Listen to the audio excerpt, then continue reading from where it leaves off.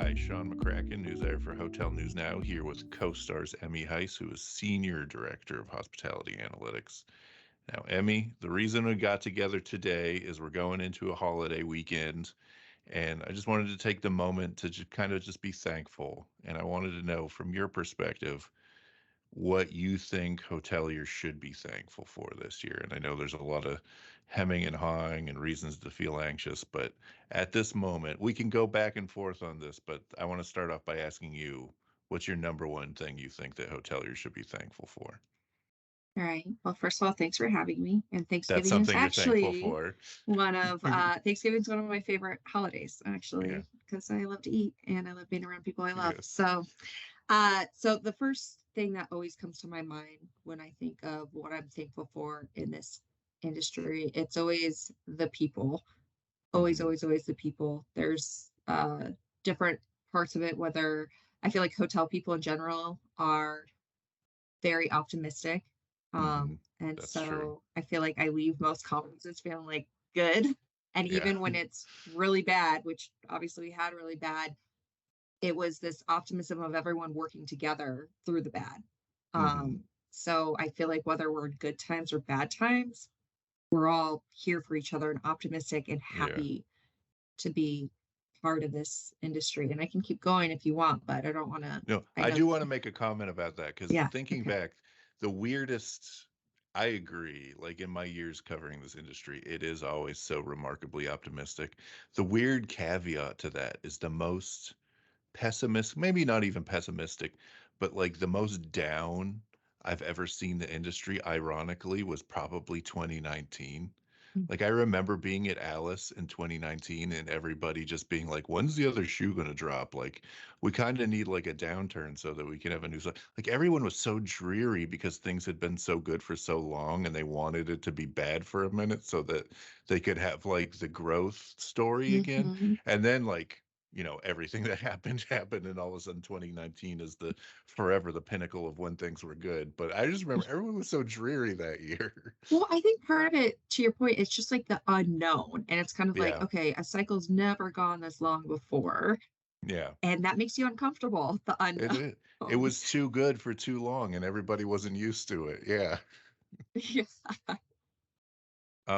So I think related, the first thing I wrote on my list of things to be thankful for, and the number one thing, it's similar to that, is just the general lack of a recession we've had this year. Because if you listen to economists, we should have lapsed into a recession probably four separate times. It's always like Hmm. 3 to 6 months out. So we're in November heading into December with no signs it's actually going to happen in 2023. That's something to be thankful for in a broad I sense. I agree with that. I think that the moving forward term is not recession, but maybe a softening. Hmm. So not it's not as bad as I mean, it was always considered to be mild, but it seems to be even better than a Hmm. potential mild recession and might even get a lesser designation than that. I don't know. Oxford Economics is doing their webinar on it this afternoon. So Hmm. this probably posts after that. Yes, it definitely will. To be candid with anyone who's listening, we are sitting here and recording on November 13th. This will publish the day before Thanksgiving, I believe. So anyone who's hardy enough to stick around in the office for that long until the holiday, like you Yeah. can go out and find this now. Yeah. So, but I feel like we are lucky too because, well, there has been some pretty significant layoffs, like in the tech space, and some people Hmm. struggling to find other jobs, and that's not happening from what I can see in our industry. We're Yeah. still looking to fill it and going strong and thriving. So another thing to be thankful for, to your Hmm. point. I mean, it's almost like we've had these pocket recessions, right? Like within industries or markets, or I mean, obviously some countries have lapped into recession, like the UK has, and Germany is on the cusp of that, and China is China. But like within the US, like we've had like kind of places and pockets where it's been a kind of recessionary, but not broadly. Right. Yeah, I'd agree with that. And it seems like, oh, another thing to be thankful for is if we're going with the economic trend is inflation's going down. It's Hmm. something to be thankful for, I feel like. Yeah. And it's interesting to me too that the conversation around inflation is always that it's higher than we want it to be, but it is so much better than it was a year ago, even, like just the trajectory of it is so much better. Yeah, I agree with that. Now, So, I know this is about being thankful, but is that something that hoteliers should be thankful for? Because inflation was not the enemy of hotels for the last couple of years, I'd say. um, I guess that's tough, right? Because ADR's trajectory with inflation has been relatively even, for Hmm. over a year now. Expenses are going up. So I think we should maybe corkboard that for another podcast because let's stay positive here, Sean. Yes. Okay. Okay. What else are we thankful for then, Emmy? I think just being in the hospitality industry, you Hmm. are creating core and amazing memories for people in their travel excursions. And Hmm. everybody in the industry has a hand in that, whether you're a hotel developer thinking of, wow, like how could this experience be more memorable? Whether you're a front desk agent making someone's day, a general manager inspiring your staff.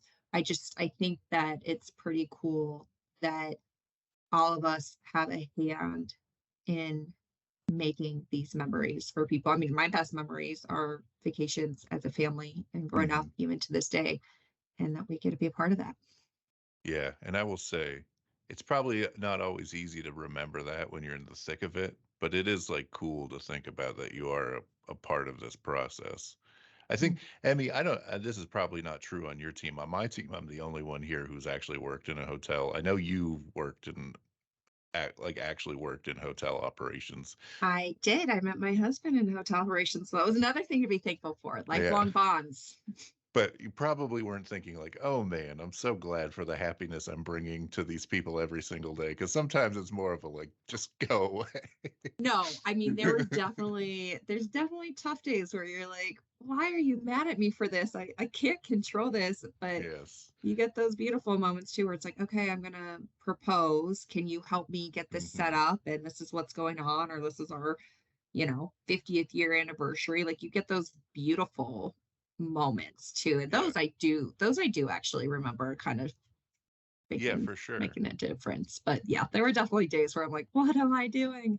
And my Yeah. legs hurt from standing 8 hours at this Yes. desk. Oh my gosh, yes. I mean, I can 100% see why that would be like a big deal. So my next thing is related to that, and I think we should be thankful for the people who are working over the holiday weekend because my time working in the hotel industry was actually pretty brief, and I didn't have to work over anything like Thanksgiving. But my years as a newspaper reporter, I have worked so many Thanksgivings, so many Christmases. And the sad irony of that is when you're the one lone newspaper reporter working for a daily newspaper on Thanksgiving and Christmas, they always send you to do the story about like the first responders and the people who have to work on Christmas. Oh, So it's like rubbing salt in the wound. So I want to say thank you. I'm extremely thankful to anybody who has to work over the holiday weekend. I concur with that. From my hotel ops days, you ranked your vacations number one you want off, and then if it wasn't your number one pick, there's a good chance you're working it. So thank Mhm. you. I agree with that. That Yeah, and sounds good. my last job in newspapers was a union shop, so it was all seniority based. And for somehow for it was probably 4 years running, I was the youngest guy in the newsroom, and I didn't feel like I was that young by the end, but I was still working the worst holidays. Oh, yeah, To that point, though, the last time I went home and stayed at a hotel, last time I went to Erie, PA, which is where I grew up, to stay, and I stayed at a hotel. I made sure to bring like a apple pie to the front desk at the hotel I was staying at. oh, that's so nice. Because usually you'd think it'd be a quiet weekend because Yeah. it's not a big travel holiday, especially you'd think in like a place like Erie, but it's Black Friday weekend and all the Canadian moms would come down to shop down in PA because the sales tax is lower. So they were Oh, like crushed and working a holiday weekend. So, oh, yeah. I feel like the hotel I worked at was not normally busy on the holidays, so that is rough when it's. I guess it maybe the time goes by faster. I don't know. Yes. I don't know. I'm trying to find the Maybe. silver lining, but it is hard when you're like, everyone's eating mashed potatoes and turkey right now, and Hmm. I'm just looking at the lobby. Yeah, and you're just twiddling your thumbs and waiting for your shift to be over. I know that feeling. So what's your next thing to be or thankful for, Emmy?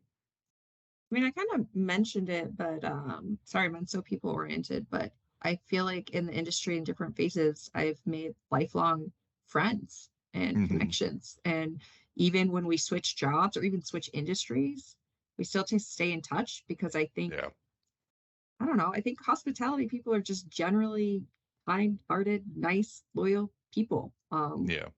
I mean, I don't know. Are you about to Grinch and tell me I'm wrong? No, no. I mean, I'm sure there's plenty of mean people who work in the industry, but I haven't met them. So Me I neither. agree.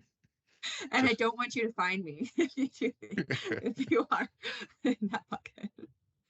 I mean, I don't have much to add to that. I agree. Like it is, especially the most recent thing I covered before I started covering the hotel industry, which was now like 8 years ago. Like most of a decade I've been doing this.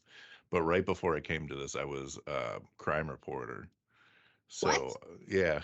Yes. So I covered a lot of ridiculous stuff. I'm thankful to not be doing that anymore. And I'm thankful to policemen and first responders for everything they do because I know like very intimately that it's not an easy job. I will say that they're on the whole a much grumpier group than the people I work with in the hospitality industry. So I'm thankful for that.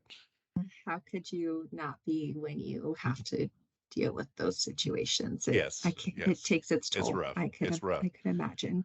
It's Yes. rough. Yes. So another thing that the hotel industry at large should be thankful for this year is Taylor Swift. That was pretty good, Oh, right? good one.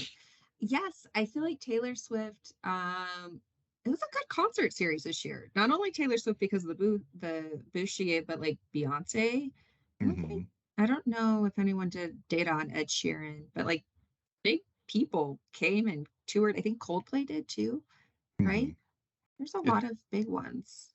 it seemed like though from what I remember we did a little digging on and we did some reporting on the Beyonce tour and I saw that. the STR data is it was so much more stark with Taylor Swift. Like obviously it's good on the whole, but like I just from your perspective, why is Taylor Swift different than the other ones? Like why is it just like a notch above everything else?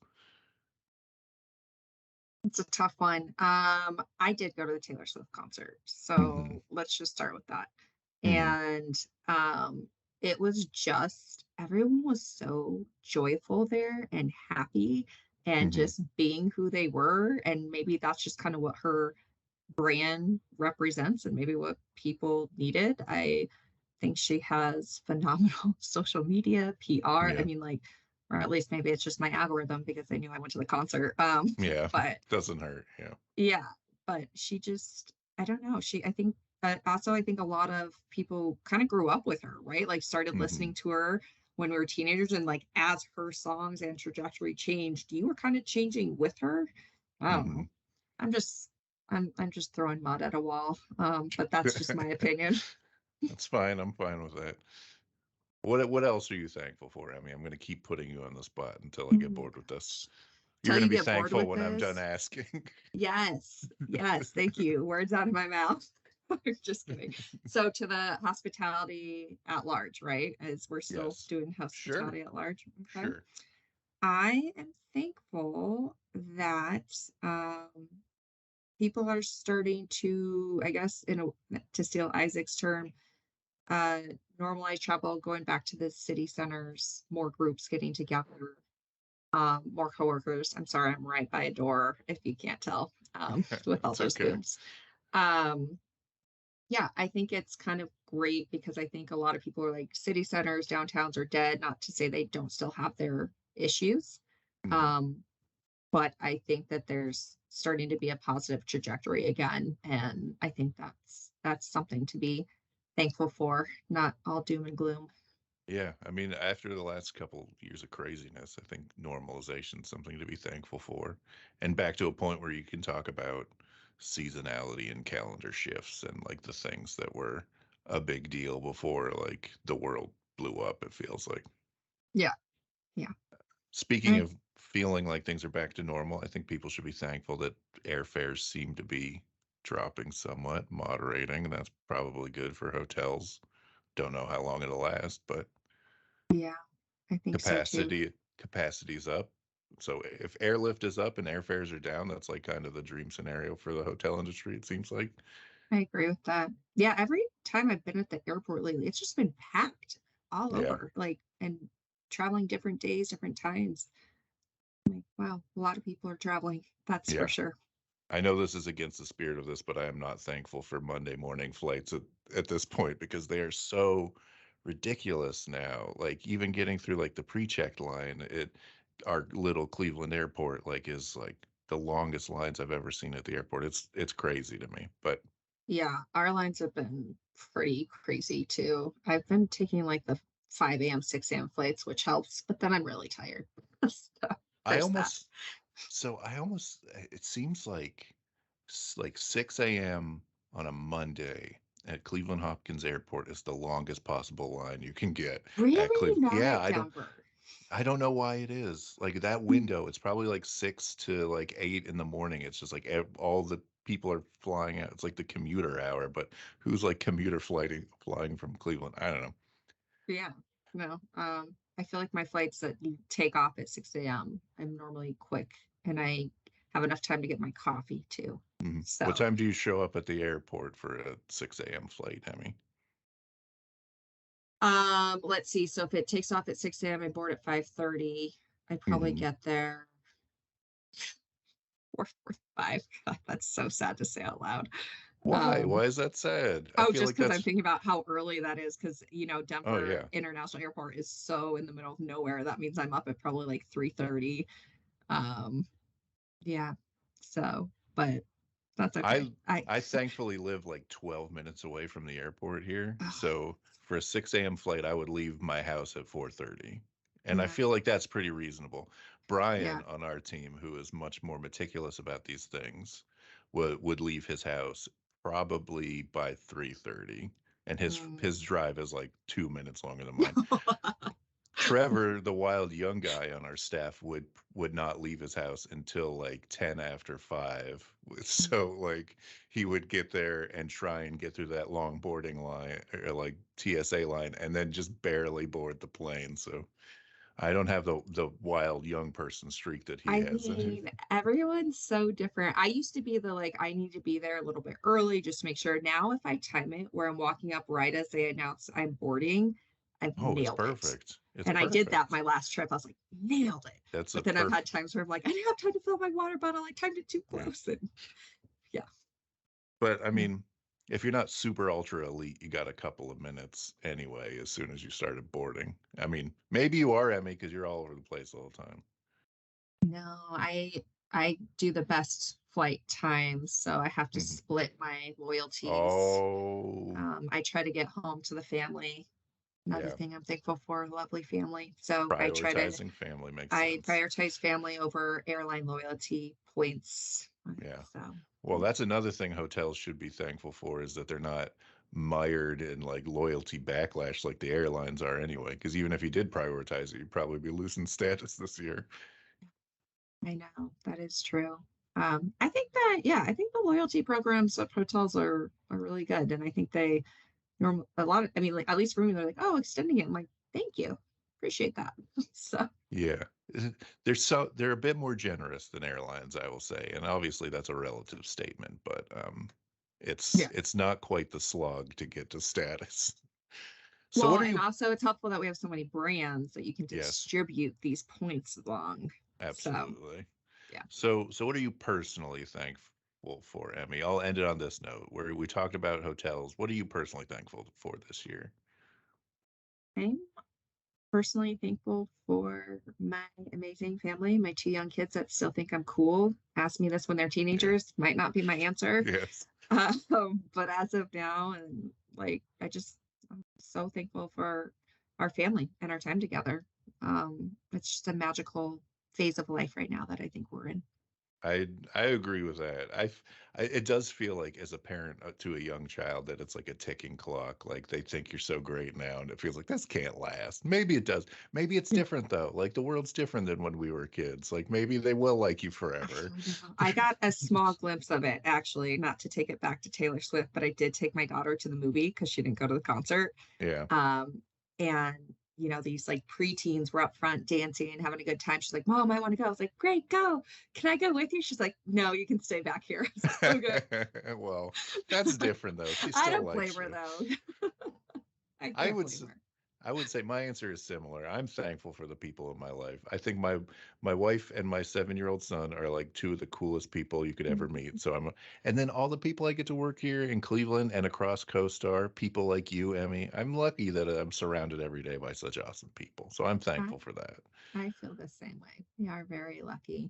And I didn't mean to not give my husband a shout out. He's a great guy too. It was implied. You did literally say you were thankful for him already. So Okay. don't feel Okay, bad good. about that. Okay, good. You're good. You're good. In case he listens to this, which I don't think he doesn't know how to tell people what I do for a job. So You I know, don't know. We'll see. I'm thankful for you, the future you, forcing him to listen to this and boosting our metrics ever so slightly. Okay. Well, he is a pilot. I'll have the airlines him pass it around. It's just like on Hospitality. just one phone handed around. No, they sent it to the leagues. Although we were Okay, talking okay. about loyalty of airlines and lowering prices of airlines. I don't know. We'll see.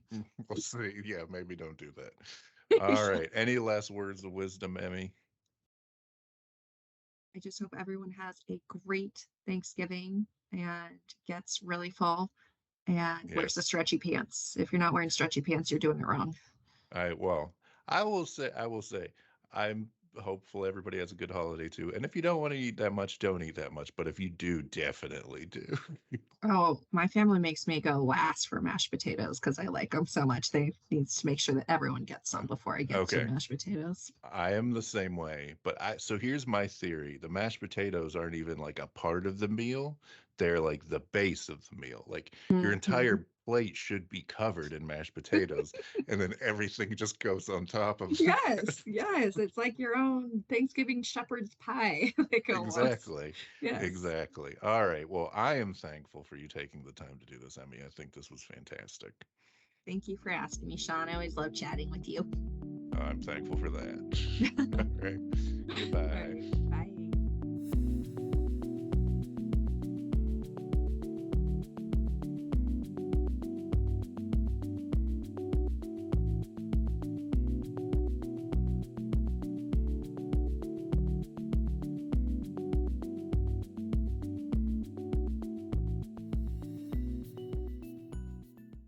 Hi, I'm Davon Reed. I'm Omari Head. And I'm Chris Henry. We're the hosts of the Next Gen and Lodging podcast on the Hotel News Now podcast network.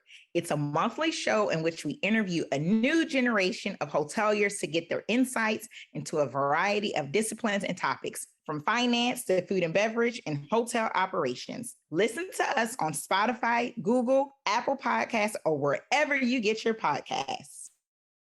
Thank you for listening to the Hotel News Now podcast. This episode was recorded on November 13th, 2023, and edited by Sean McCracken. Go to hotelnewsnow.com for industry news every day.